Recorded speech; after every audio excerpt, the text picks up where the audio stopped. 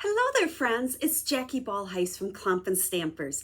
I love to teach new people how to make handmade greeting cards.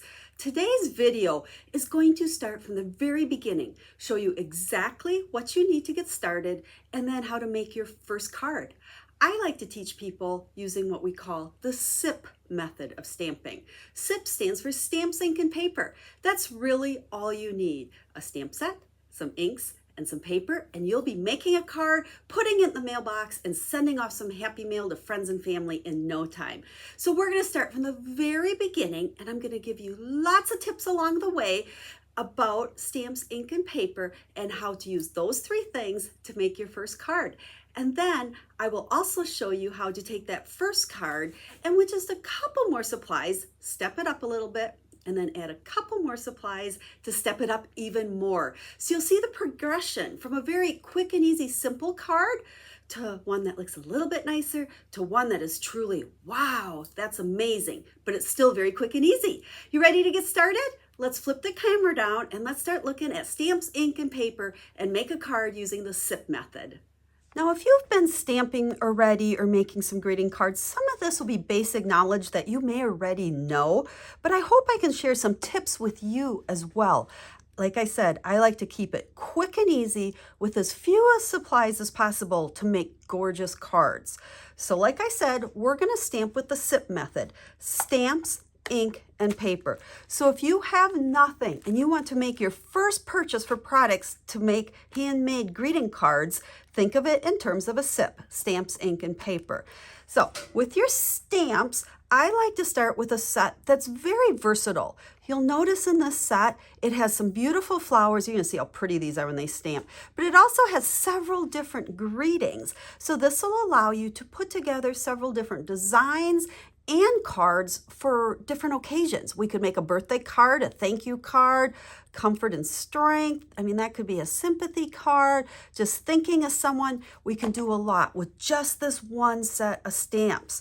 Now, with your stamps, you will need clear blocks to put them on. This happens to be what's called a photopolymer set. So the stamps are clear. They don't look so clear anymore because they're well used and well loved. They will stain. Even though these are clean, they've stained, but that's okay. That means they're well loved. But each set, whether it's the red rubber, what Stampin' Up! Calls photopolymer, or the clear photopolymer, you will need clear blocks to put them on. Now, every stamp set in the catalog where they show it will tell you the recommended blocks that you will need to fit all the different sizes there. Now, to be honest, if you think card making is going to be a hobby of yours, I would suggest buying the block bundle right out the gate. It's absolutely worth it. It gives you one of every size block. Now, eventually, the more you stamp, you start accumulating more of the ones you like, so you don't have to take them on and off as often, but that's absolutely not necessary. Now, with this particular stamp set, Stampin' Up! Recommended that we needed block A, B, E, and H. So every single stamp on here will fit on one of these blocks. When I pulled these out to do the video, I also pulled out block D. Honestly, I felt D would work just as well as E, actually a little bit better, because I like to put my stamps on the smallest block possible. So you could get away with D instead of the H. So whatever works for you. But again, I would really suggest get that bundle. You save money when you buy the bundle, and then you never have to worry about having the right block. So that's kind of part of the stamps. Ink. With this stamp set, I'm going to recommend 3 different colors of ink pads: Polish Pink, Parakeet Party, and Daffodil Delight. Now, you certainly could pick any colors that you want. I just thought these were nice, bright, fun colors with the flowers. So I did a pink and a yellow and then a green. So 3 will make lots of different cards. And you're going to see 9 different cards that I've made just using those 3 colors, plus a black. Now, Memento Black is your normal, everyday black. I always recommend picking this up right away too. I'm kind of a fanatic about putting my greetings in black. Most of the cards you see, I'll put the greetings in black because it can stamp on top of these colors, and it really gives you that big, bold pop so that the reason you're sending the card really stands out. So we got stamps, we've got 4 ink pads, 3 colors plus black.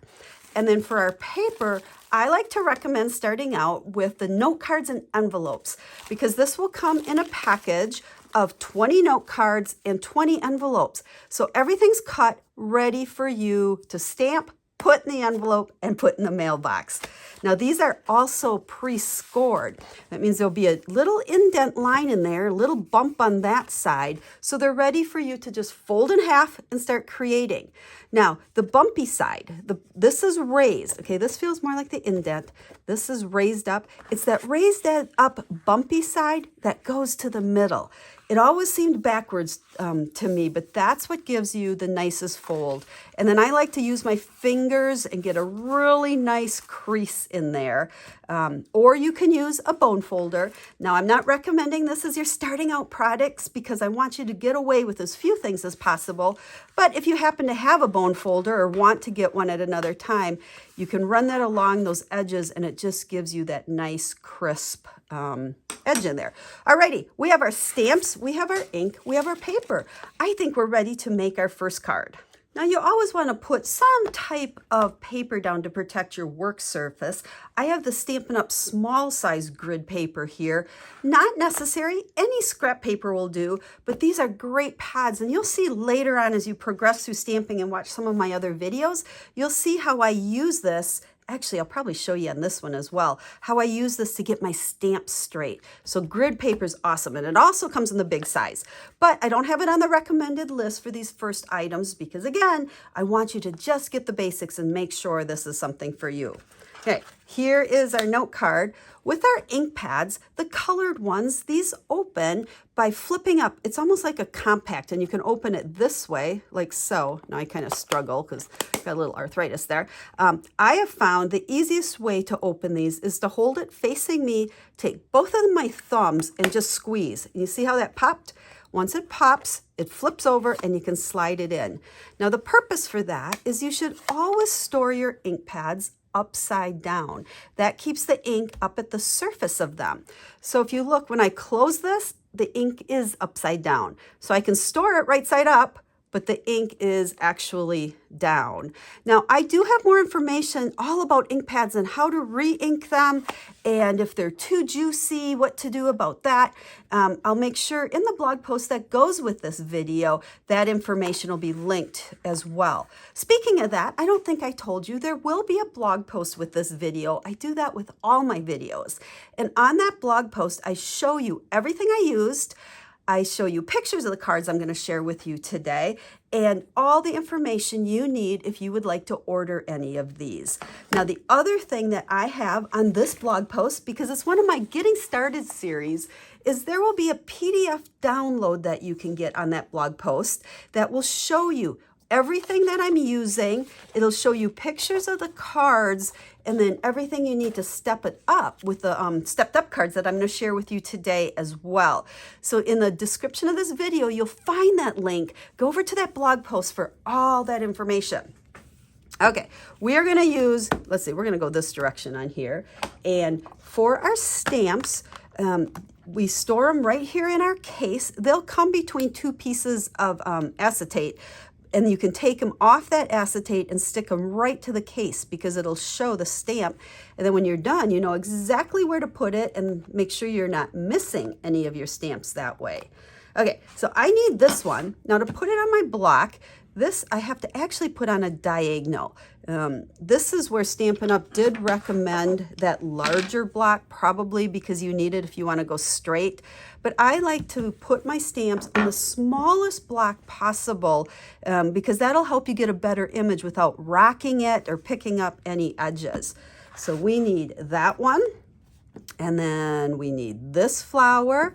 And then, so I don't have to keep switching in between. I'm going to grab a couple more blocks. Like I said, once you've been stamping for a while, you'll find out some of these blocks that you use quite often, you'll want to maybe pick up a few more of them. So that's what I'm doing, is just pulling out some of my extras here for you. So those are the pieces we're going to use. And then we need the sending, which is the great big one here. And that one will just fit on there like so. And let's see, smiles across the miles, we're going to make this one. So smiles across the miles. You know what? I need another black for that one as well. Now, if you didn't have extra blacks like I have, what you would do after you stamp this one, you would clean it, take it off, put it in your case, and then add the next stamp to it, okay? Now, I mentioned I'd show you how I use my grid paper with greetings because I'm kind of a fanatic about getting them straight. What I like to do to put them on the block is I put it first straight on my grid paper, and then I take my block and I put it down on top of it, and I make sure my block is lined up with some of the lines on the grid paper as well.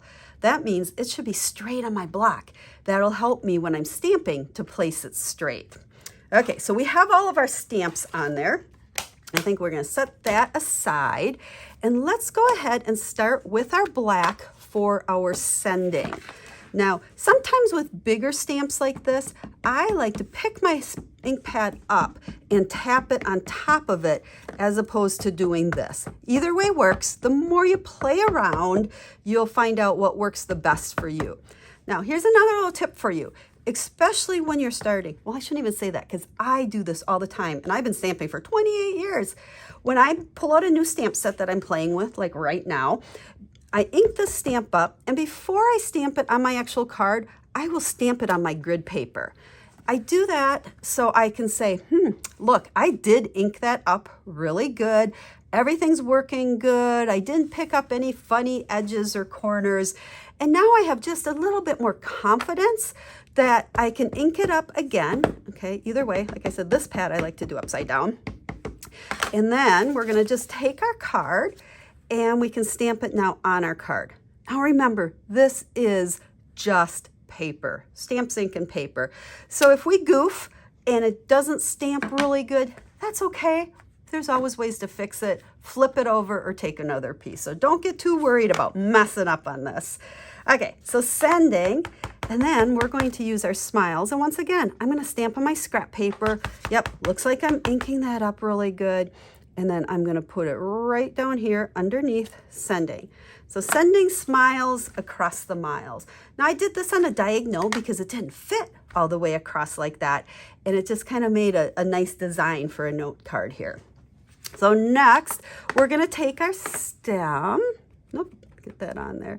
And I just realized, see, as I ink that up, I didn't have it stuck on there really good. So I can press it on there, make sure it's on there. I also, notice how, can you see all that ink on there? When I was inking this up, I was rocking it. And I picked up all that ink on the edge. You want to be careful of that because when you stamp that, if I rock this now, oops, it didn't happen, but sometimes you can pick up some of those edges around that. So I'm going to go ahead and take my chamois and I'm going to clean this off. Speaking of chamois, I don't think I told you about that. Stamped in chamois is my favorite way to clean my stamps. It is a chamois. I think of chamois as what you used to use, or maybe you still do, for washing cars. You can see it's been well used on this side. Then I flip it over, and when it gets really dirty, I take it up to my kitchen sink and I get it wet and I squeeze it and I get it wet and I squeeze it. And I keep doing that until the water runs clear. And when it runs clear, that means it's clean and it will clean my stamps, even though it's all stained. This actually, I think I've cleaned this. So it's going to get stained, and the more you use it, the nastier they get. But then to clean your stamps, you can just rub it right on your stamps. The stamp does not want to stick good there. Like so. Now because I use mine all the time, I keep mine in a stamp case that keeps it moist. If you're not going to stamp often as much as I do, sometimes I think it's better when you're done using it, just let it dry out and it'll get hard as a rock, but you can revive it by getting it wet again and then squeeze it out, and then it's ready to use. Okay, so let's go back to our card here. We're going to ink up our stem. And for this, let's see, we're going to just kind of make it coming up off of our sending there. And like I said, this is a quick and easy card just using stamps, ink, and paper. Now, what I like about this set is all these pieces, or all the pieces to form our image, are individual stamps. So it makes it real easy to do our Daffodil Delight. And now we'll put some pink centers in here so we can take these stamps and stamp the inside, just like so. Easy peasy, and isn't that cute? Now there's two other things that I want to make sure you learn today. Always stamp your envelopes and always stamp the inside of your card. So I'm going to use a different stem here. So let's take this stamp. We're going to clean this. Make sure you always clean those stamps as you go. Because if you don't, and then you put it in another ink color, it kind of messes up your pads a little bit. So let's put that right there, and we'll stick with our same color scheme. So we've got our yellow, and then our polished pink. Whoops, we missed that one a little bit. That's okay. And there is that. And then you'll see here that I've already stamped an envelope for you, but I did that same flower along with some greetings on the envelope as well. So there's our first card, stamps, ink, and paper. Was that easy enough? Do you like it? I think it's a great card, and I hope this shows you that you don't need a lot of supplies. Now, I've got several other ones to share with you, and then we're gonna step it up one time and step it up a second time. Okay, so there is our first one. Now, I just made several different designs here. There's our envelope. Here we have sending a note of thanks, the flower on the inside, turned it the other direction for this one. And then here we have sending birthday wishes. And I thought that was kind of fun, have the greeting go up the side and then we can make a bigger flower. I just stamped a couple of those stems together with a flower on the inside and our birthday wishes. So you can see all three of these cards were made with just the stamp, ink, and paper that I shared with you to get started with. Now I mentioned it's really easy to step up your cards, so I want to share that with you. So the first way you can step up your cards is by just adding a couple layers of cardstock. So here I still use those same note cards and envelopes, but I cut a piece of basic white and a piece of basic black and I layered it on top. Easy peasy. So if you were to purchase everything to make these, all you would need is a package of white cardstock, a package of black cardstock, and then also some adhesive and a paper trimmer so that you can cut it because it comes in 8.5 by 11. But look at how just adding those layers of, the white with the black behind it, it truly steps up that card. So let's set that one aside. And then here you can see where I stepped up this one. Again, everything is laid out exactly the same. We just have the layers of the white and the black. Now I've got all the measurements for this over on that blog post, so make sure you use the link in the video description to go over there. And then here is our third one. So again, same layers. Everything is exactly the same. We just added those layers on there. Okay, one more step up. This is where it gets super fun. You can see here I use the exact same layout, but now I pulled in the coordinating dies. Now with the dies, you'll also need the Stampin' Cut and Emboss machine, which is a pretty big investment, but if this is truly gonna be your hobby, I use that machine all the time. Almost every card I make, I use it in some way or another. So we added the dies. You can see the dies cut out two of the flower images that I popped up. And then those dies come with the words sending. So that is cut out of cardstock. We're still just using that white and that black. Stamped the same greeting down there underneath. And then I added a little linen thread bow and 3 rhinestones. So that totally takes your card from super simple stamps, ink, and paper to a couple layers to by adding some die cuts, popping stuff up with dimensionals, some linen thread, and some rhinestones. And look at how that card has progressed to something super duper amazing. Now I did do that with all of them. So let's look at this one. So we started here, here, and then for this, I stamped the word sending and cut it out with the die. There's also this little banner die that comes with these coordinating dies. So the note of thanks is popped up. I've used dimensionals on those to get that dimension. We've got our 3 rhinestones and our linen bow. So you can see again, 1, 2, and 3. Oh, there's got some envelopes going here. And then the final one, again, here's where we started. And then you can see here, I went ahead and I cut those out with dies, popped them up, added the rhinestones and our little bow. So you can see the progression of that one as well. So there you go. We started with stamps, ink, and paper. Then card number 2, we added some white cardstock and some basic black. And then for the final one, for each of the 3 different designs, we grabbed those dies that coordinate so that we could cut out some of the images, pop them up using dimensionals, added an embellishment and linen thread.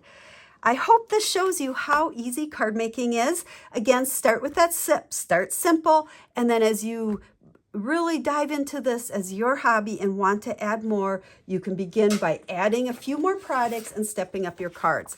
Now don't forget to go grab this download. It will show you pictures.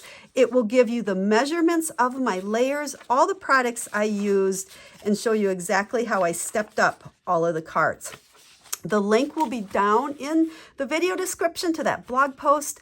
And as always, I am here to help you. I'm here to help you figure out what stamp sets you need, what stamp sets work best for you, and what items you need to get started making beautiful cards to bless your family and friends. So make sure to leave me a comment or reach out to me and let me know how I can help you.